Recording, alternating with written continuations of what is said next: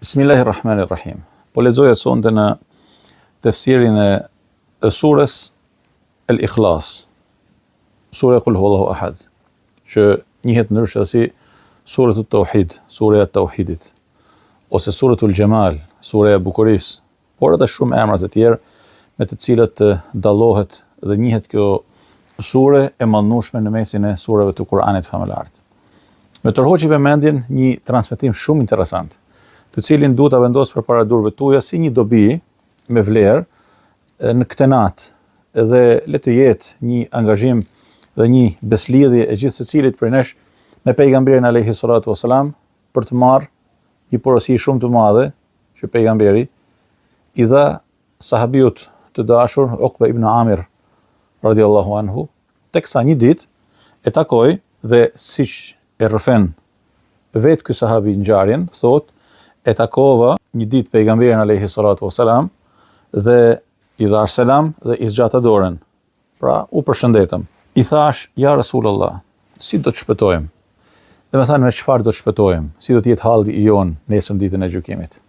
Pra çfarë duhet veprojmë që nesër ditën e gjykimit jemi prej shpëtuarve? Tha alayhi salatu wasalam, ruaje gjuhën tënde. Le të mjaftoj shtëpia jote dhe le të qash për gabimin tënd. 3 gjana. Pra ruaje gjuhën, mjafto me shtëpinë tënde, me familjen tënde, me fëmijët tuaj, dhe mendo për gabimin që ke bë. Qaj për të, kërko falje për të, pendohu për të, ose përsërit ma atë. Kjo ishte esenca e atyne fjalëve të bekuara me të cilat pejgamberi alayhi salatu wasalam ju drejtua me këtë këshill të madhe këtij sahabiu të dashur. Thot, një ditë tjetër, pejgamberi alayhi salatu wasalam më takoi dhe ai më dha selam i pari, më mori për dorë dhe më tha: "O Uqba ibn Amir, a ke dëshirë të të mësoj 3 sure më të mira të zbritura në Teurat, në Injil, në Zebur, edhe në Furqanin e Madhërisëm?" Pra në Furqanin e Madhërisëm në Kur'anin famëlar. I thash, patjetër, Allahu mbaft kur bën për ty. Domethënë nga dashnia edhe nga emocioni dhe gëzimi i madh që pejgamberi alayhi salatu wasalam po e veçonte me një mësim shumë të rëndësishëm, po i mësonte 3 sure më të rëndësishme, edhe po i mësonte 3 sure më të mallnueshme të zbritura në 4 libra të shenjtë. Thot ky zotni, Allahu qoftë i kënaqur me të, pejgamberi alayhi salatu wasalam më lexoi, pra nisit më këndonte surën Qul Huwallahu Ahad, surën Qul A'udhu bi Rabbil Falaq dhe surën Qul A'udhu bi Rabbin Nas. Pastaj tha: "O Uqba ibn Amir, mos i harro këto të 3 dhe mos flije asnjë natë pa i kënduar ato." Pra, mos shko asnjë natë për të fjetë para se me i kënu këto 3 sure.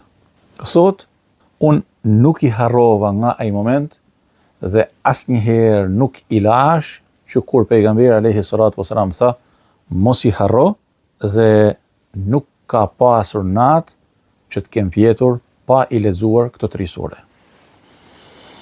Vetë pejgamberi alayhi salatu wasalam, sikur se është transmetuar në rivajte të ndryshme, para se të flinte, i mlidhte durët e tij dhe lexonte Qul Huwallahu Ahad, Qul A'udhu bi Rabbil Falaq, Qul A'udhu bi Rabbin Nas, dhe pastaj frynte në durët e tij dhe fërkonte aq sa të mrrinte dora e tij. Pra ftyrën, kokën, trupin, krahët, kam sa të mrrinin durët e tij. Prandaj të dashur të shtrenjtë, le ta përsosim edhe ne këtë trashëgimi të pejgamberit ton alayhi salatu wasalam dhe le ta marrim këtë porosi të pejgamberit ton dhe ta praktikojmë çdo natë para se të flejmë.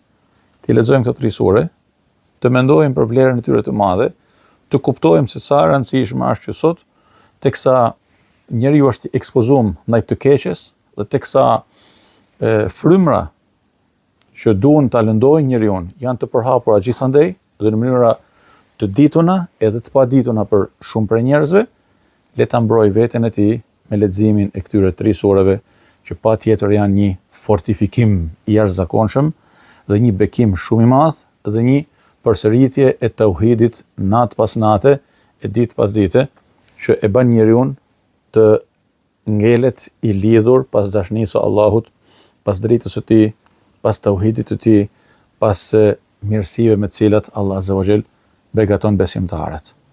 Allahu ju dashur.